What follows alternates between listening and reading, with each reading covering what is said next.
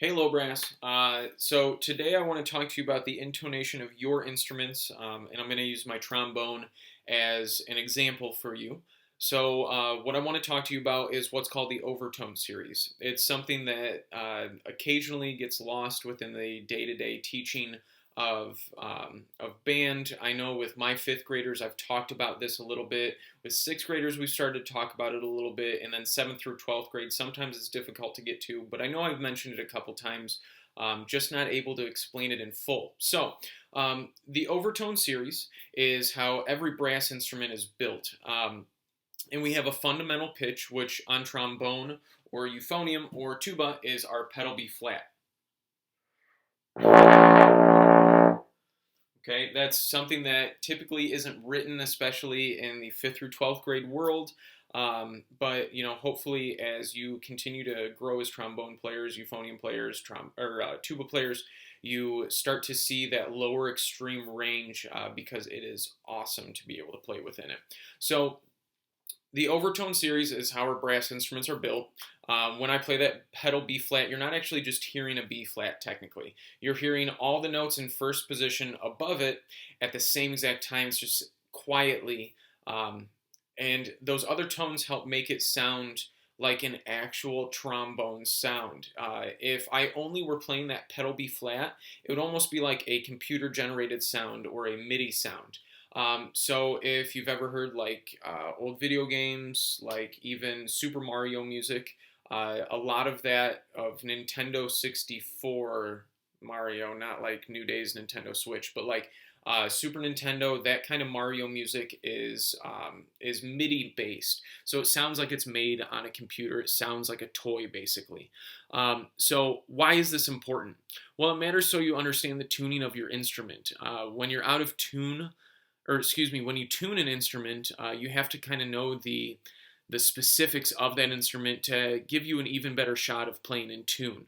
Of course, we always want to use our ear, but if we understand how the instrument is built in fighting us, then we have a way better shot of playing in tune when we see that note come up on our music. So, trombone specific, or I should say low brass specific, our pedal B flat is our fundamental pitch.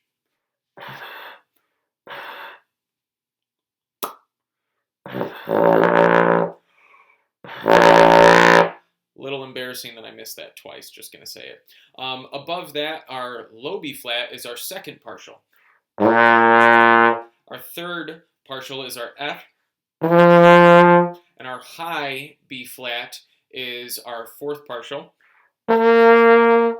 D above that is our fifth. High F is our sixth.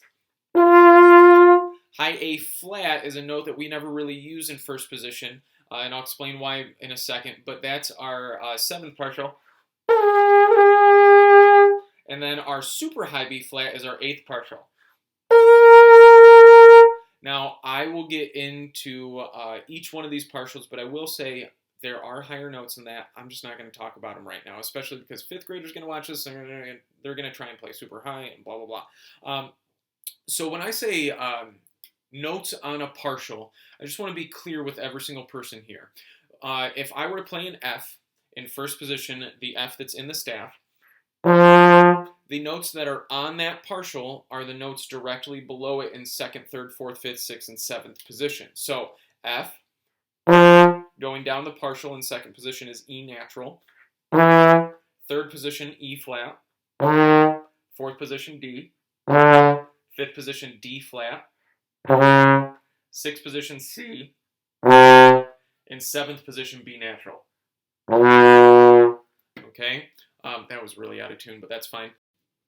All right, so we're going to talk about the actual overtones. That pedal B flat is if your instrument's in tune and your embouchure's on and everything, your airstream's right, it's in tune.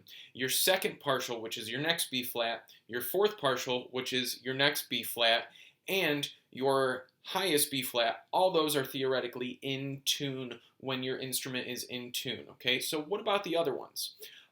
So our Fs, both partials with the F, are F on the fourth space, or our sixth partial, F above the staff, are are built into the trombone, baritone, euphonium, tuba, sharp.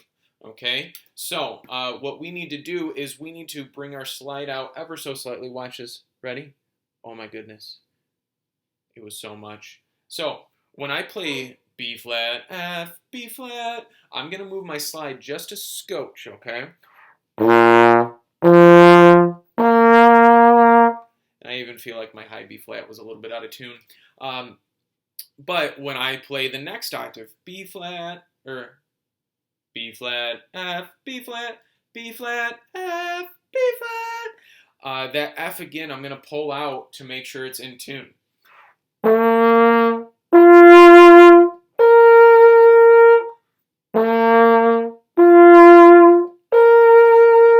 And you saw me move my slide out just a little bit, okay? What about the other two partials? We're talking about our fifth partial D and our seventh partial A flat. Those are both built in flat, okay? So, D, what do? We're in first position. We can't bring it in at all. Well, I mean, we could break our slide, but we don't want to do that. So that D, what do? Raise your eyebrows. It's going to help. You guys have all heard me say it before.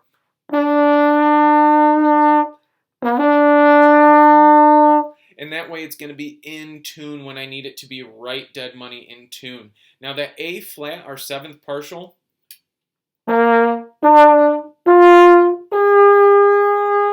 I cannot get that in tune. You have to have so much flexibility to get that to actually be in tune.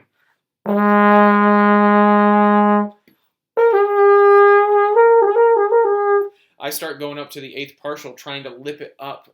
So what do we do with those, with all that information? That's a good question. We work at it with a tuner so we can figure out where on our instruments that high F is. How far out do I need to take my slide for it to be in tune?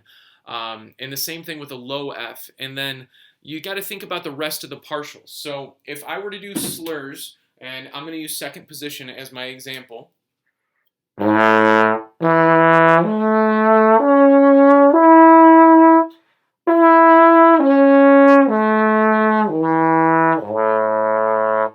Okay, you probably saw me moving my slide, but I just said every one of those notes is in second position. Correct. But if I know my second position A is here, then my E, which is part of that third partial, needs to come out just a tiny bit. Then I go back up to my normal A, or second position for higher A. Then that fifth partial, where I said D was flat, so I had to raise my eyebrows, that second position, I'm going to bring it in just a tiny bit. And then E, which is part of that sixth partial, is that F partial where I said we got to come out. So if here's second position, my E is actually going to be here.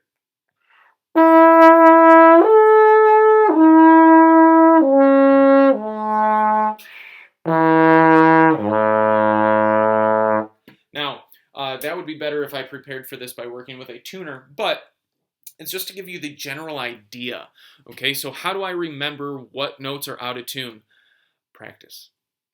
I'm sure you didn't want to hear me say that, but practice. It's the best way to get better at everything that we're talking about this week and really any other week. So, we talk about 7 normal positions, but what I just kind of showed you is that there are 7 basic positions, and after that we have to adjust the best possible so we can actually start to play in tune faster. Okay, everybody plays out of tunes. The pros just fix it like that. So I hope you enjoyed that. If you got any questions about it, talk to me, especially tuba euphonium players. Let me know if it doesn't make sense to your instrument, and I can easily try and help you figure out how it relates to your instrument. All right? See you later. Happy tuning, y'all.